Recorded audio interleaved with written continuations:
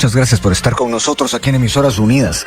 Vamos a hablar ahora de la ley de tarjetas de crédito. Ya tiene reglamento. Y para poder ahondar en este tema, conocer más de qué se trata, también ya me confirman desde cabina contigua al licenciado Saulo de León, titular de la Superintendencia de Bancos. Licenciado, gracias por estar con nosotros. Buenos días.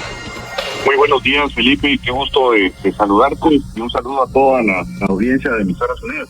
Igualmente, para mí es un gusto saludarle y aprovechando que lo tenemos en línea y que podemos ahondar, como le decía, en este tema, quisiera hacerle una primera pregunta muy directa en el sentido de ¿qué gana? ¿Cuál digamos sería la mejor noticia para quienes usamos tarjeta de crédito luego de que se reglamente esta ley que fue emitida en marzo de este año? ¿Qué puede decirnos?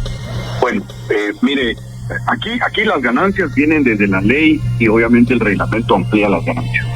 Y definitivamente es una ley que tiene un enfoque de protección al usuario de tarjetas de crédito.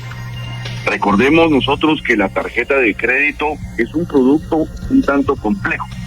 Tiene incorporado dentro de la tarjeta, hay un crédito revolvente que tiene un periodo de gracia, tiene una fecha de corte, tiene una fecha de pago, tiene intereses, pago mínimo. Entonces son elementos que de una u otra manera se estandarizan ahora con varios componentes de información, divulgación, forma de contratos, forma de modificación de condiciones, establecimiento de cálculos de cuota mínima, forma de tratamiento de extrafinanciamientos. En ese sentido, aborda muchos temas que son en beneficio de la población que es usuaria de la tarjeta de crédito.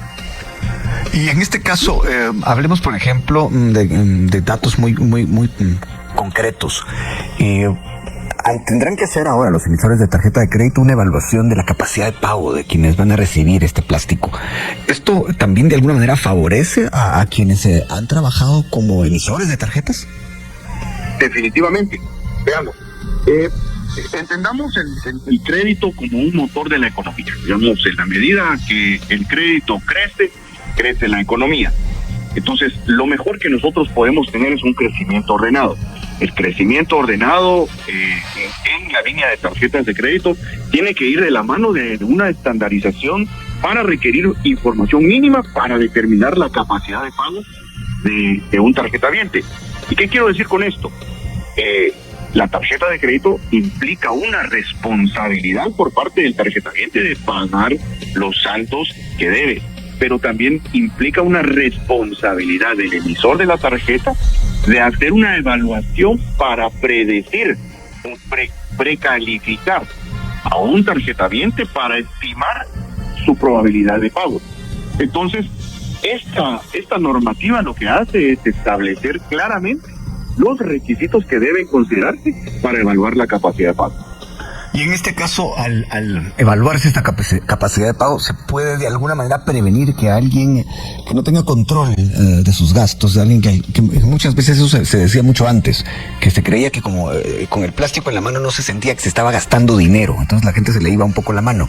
¿Es también preventiva en ese sentido esta ley, esta reglamentación? Digamos que la ley no puede prevenir el comportamiento humano y la forma en que la persona se conduce con la posibilidad de manejarse con el dinero. Pero puede desincentivar ciertos comportamientos. Es correcto. Define la regla clara para poder determinar la capacidad que esta persona tiene para acceder a un límite de crédito, pero también define reglas claras para que en el momento en que un emisor de tarjeta de crédito pretenda cambiar las condiciones comerciales de esta, tenga que dar un aviso, por ejemplo, de 45 días con anticipación, y el tarjetaviente estará en la facultad o en el derecho de negarse o no negarse. Obviamente, pues la decisión sería ya no tener tarjeta o tenerla, pero ya las condiciones tendrán que divulgarse con un periodo de antelación. Hablemos un poco respecto de los intereses cuando se habla de convenios de pago. Según entiendo, hay un artículo que establece que se van a calcular sobre el saldo del capital que en donde se origina este convenio, sin añadir otro tipo de sumas o de aspectos. Por ejemplo, qué sé yo, los intereses, los recargos. Tal vez usted nos puede explicar mejor eso, licenciado de León. Sí, veamos, un convenio de pago sucede cuando el tarjetaviente, el deudor, se ha quedado con alguna situación de impago o alguna situación en la que se le hace imposible continuar con las condiciones que la tarjeta le ofrece.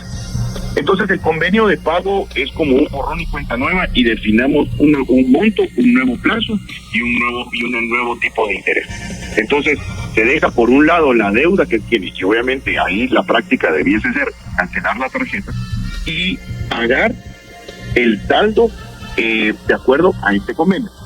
Lo que se tiene ahorita con este reglamento es que en los convenios de pago se deben calcular los intereses solamente sobre el saldo de capital crediticio que motivó el convenio. Es decir, aquí se dejan por fuera los intereses, recargos, intereses por mora, comisiones y otros servicios. Esto le da certeza al usuario de la tarjeta de crédito. ¿Por qué?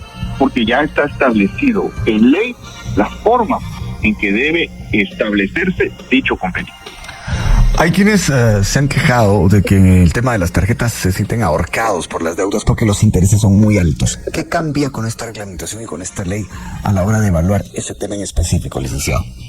Mire, aquí lo que se habla claramente es la divulgación, la transparencia que los emisores de tarjeta de crédito deben tener hacia los tarjetavientes. Tienen que establecer canales de comunicación que ya están establecidos en el reglamento para informar por medio de estos canales la tasa de interés. Ahora, la tasa de interés, recordemos, es el precio del dinero. El precio del dinero es en función del riesgo que implica este segmento. Entonces, tal vez no vamos a entender que este reglamento regula tasas, porque eso no se puede hacer en Guatemala, pero sí obliga a los emisores a tener transparencia en la fórmula de cálculo y en la tasa de interés aplicada. Transparencia en la forma de cálculo. Esto implica que en algunos casos no existió, digamos que previo a esto no existía tal transparencia y podía haber, digamos, aprovechamiento de algunas entidades a la hora de hacer este tipo de cálculos. No, definitivamente que no, ese es el sentido de mis palabras. Aquí lo que queremos nosotros decir es que está estandarizada la forma en que se transmite hacia el tarjetaviente la fórmula de cálculo y la tasa de interés aplicada. Es decir, si yo tengo una tarjeta de un emisor A y una tarjeta de un emisor B, yo voy a ver de una forma estandarizada y poder calcular los intereses porque me lo comunican de la misma manera. Yo ya no tendré la confusión de que este me lo comunica de esta manera y este me lo comunica de otra. Recordemos que la estandarización es la mejor forma de normalización y de ordenamiento. Nosotros entendemos la forma de una sola, de un solo sentido y en ese sentido lo vamos comprendiendo.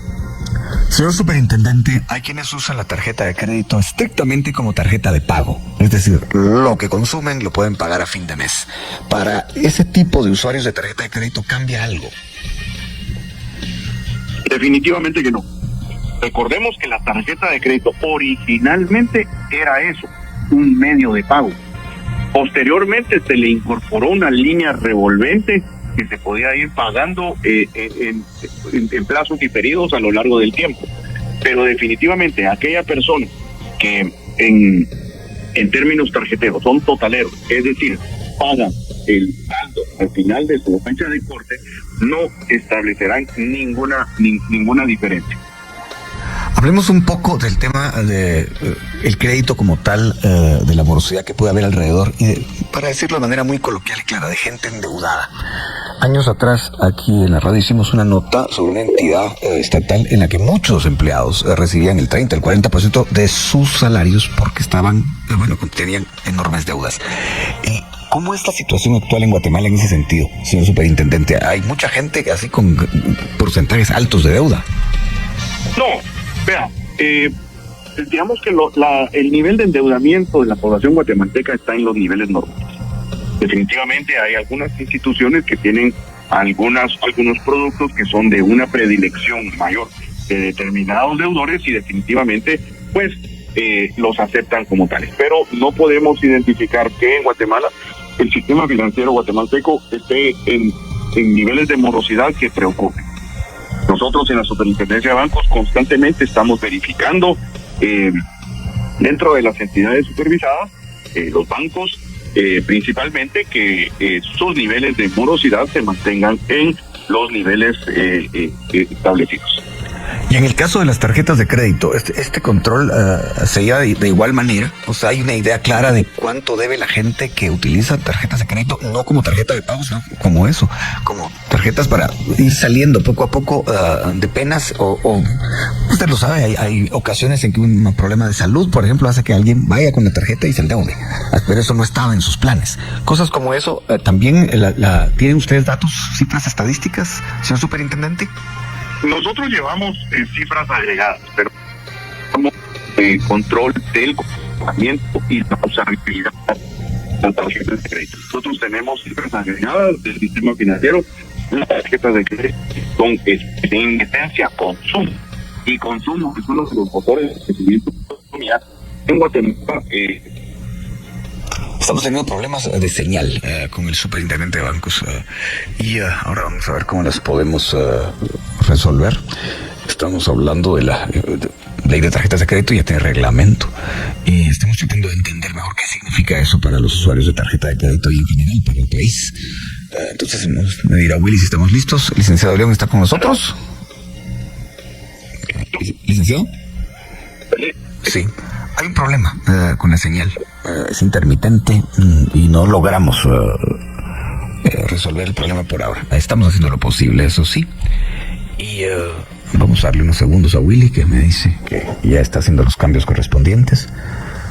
Así que bueno, esperamos poder hacer contacto de nuevo con Saulo de León. Él es el superintendente de bancos y estamos hablando de el reglamento que ya del cual ya cuenta la ley de tarjetas de crédito que fue aprobada este año.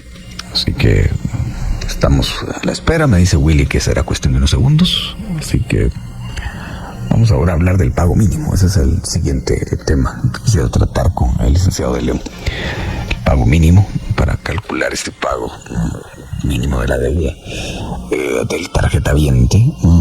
Quienes emitan tarjetas tendrán que hacer un cálculo mensual, por medio del cual la suma de aspectos como, bueno, estamos hablando de un 2% del saldo pendiente de pago a la fecha de corte, intereses en cuanto a la tasa pactada, pero seguramente él tendrá una explicación mucho más clara de lo que yo le estoy aquí diciendo, porque el grande rasgo es el que yo le puedo dar. Y porque el pago mínimo en un momento dado para muchos usuarios de tarjeta no era un engaño como tal, pero confundía. Licenciado de León, ¿lo tenemos de nuevo de vuelta? Sí, aquí estoy, Felipe. Sí, había un problemita ahí. Nos habíamos quedado con las estadísticas que ustedes llevaban sobre las tarjetas de crédito en cuanto a las deudas de la gente. No sé si usted tenga algo más que añadir al respecto, señor superintendente. No, mire, una de las grandes ventajas de este reglamento también, y yo quiero resaltarlo, es acerca del pago mínimo. Sí, eso vamos a hablar ahora. A ver, cuéntenos. El pago mínimo, ya hay una definición muy clara y se establece que a partir del 1 de marzo de 2026 se aplicará en su total, en la cuota de pago mínimo, el 2% del capital adeudado. Esto es un gran beneficio porque de alguna manera el tarjetaviente que utiliza la tarjeta y paga el mínimo, se garantiza que en cada pago mínimo está abonando a capital y esta deuda empezará a bajar. Definitivamente esto es uno de los grandes logros que se tuvieron en esto y definitivamente definirá la forma en que se comportará el deudor. Otro tema muy importante en todo esto es el extrafinanciamiento. Usted ha habido estas cuotas que el plan precio al contado a 12, 24, 36 cuotas. Este extrafinanciamiento se considerará un crédito aparte y no formará parte del crédito revolvente que se establece y tendrá dos cuotas totalmente diferenciadas. Esto es una gran forma de ordenar el pago de las tarjetas y limitará el endeudamiento de la población guatemalteca. Para que quede totalmente claro, señor superintendente, ¿cuál es la gran diferencia entre el pago mínimo actual, o sea, ya reglamentado en esta nueva ley, y el que se hacía antes? ¿Cuál es, digamos, esa diferencia clave? La diferencia clara es que todos los emisores de tarjetas de crédito a partir del 1 de marzo del año 2025, en el pago mínimo deben incluir como mínimo el 2% del capital adeudado. En este momento, digamos que no hay un estándar reglamentario sobre qué porcentaje de capital incluir en el pago mínimo. Hoy todo, a partir del 1 de marzo del 2025, todo tarjetaviente que pague la cuota mínima sabrá que como mínimo está pagando el 2% de su deuda. Y eso ya lo debe tener claro la gente. Aprovechando que estamos en este tema, yo quisiera preguntarle algo. Hay quienes creen que el dinero físico como tal, si no va a desaparecer totalmente, sí va a dejar de ser usado de una manera ya muy notoria. De hecho, hay países donde ya se pregunta si se acepta o no el efectivo. Según su estimación, su cálculo y su experiencia en el tema, ¿cómo cree que va Guatemala en eso? Yo creo que estamos a las puertas de una bancarización electrónica total. Veamos que en Guatemala hay baja bancarización, poco acceso a la inclusión financiera. Hay guatemaltecos que no tienen acceso al sistema financiero supervisado y a la vez estamos viviendo una época de tecnología. Los smartphones cada vez están más baratos y entendemos que los canales que utilizan ahora las instituciones financieras para proveer sus servicios son canales electrónicos. Entonces podemos prever que en un futuro próximo, a mediano plazo, vamos a tener una banca totalmente digital. Ya hay muchos bancos del sistema que están apostándole a una banca digital. Yo creo que las nuevas generaciones ya no tienen el mismo sentimiento que tenemos nosotros de ir a cambiar un cheque, firmar un cheque, ir a cambiar, sacar efectivo y demás. Los ecosistemas se están transformando a ecosistemas totalmente electrónicos. Pues, señor superintendente, muchas gracias por haber contestado esta llamada telefónica. Por razones de tiempo lo dejo acá. Me queda claro que hay cambios que a partir del próximo año van a ser útiles para quienes utilizan tarjetas de crédito. Así que vamos a la pausa. Y bien, hasta acá el video de hoy. Recuerden que ustedes tienen la última opinión que pueden dejar acá abajo en la cajita de comentarios. Dicho esto, nos vemos hasta el siguiente video. Adiós.